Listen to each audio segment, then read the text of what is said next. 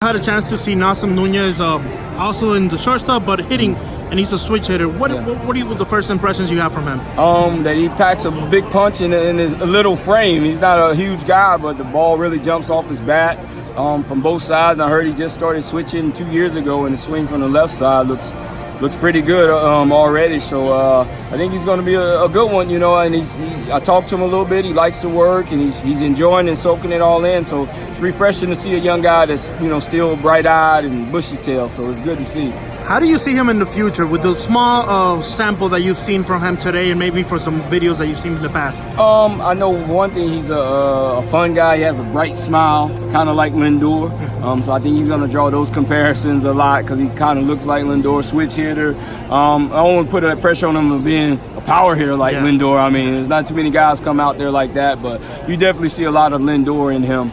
When I look at him, just his charisma and how he goes about the game. Juan, last year you were involved with the team, but more on just coming to the ballpark. Now you have more of a role with the team. Can you elaborate on that?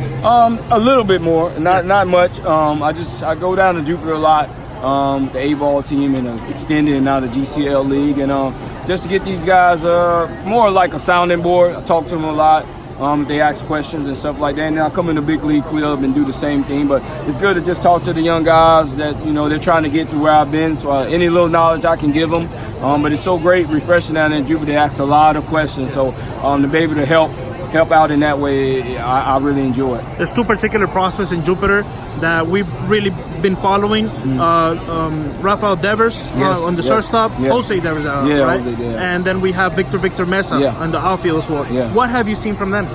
Devers, he's really coming to his own. He's hitting the ball, he's swinging the ball well, playing good defense. Mesa, I think he's getting adjusted, I think, just to the American lifestyle. Okay. You know, he comes from Cuba. I think he was in the Dominican a little while. He hasn't played in over a year. And he shows flashes of what it could be on a consistent basis.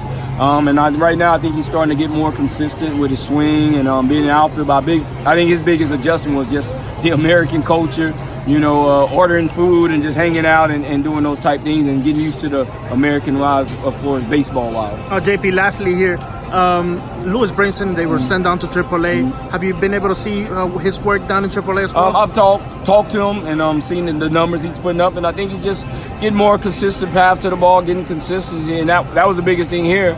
You know, he had the talent to be here, but it's a matter of him being consistent day in and day out, bringing the same swing, bringing the same defense out there, and I think those are the things he's working on and having success down there, and I think we'll be seeing him up here probably pretty soon if he keeps going like he is down there. What does it take for him to have success in the big league level?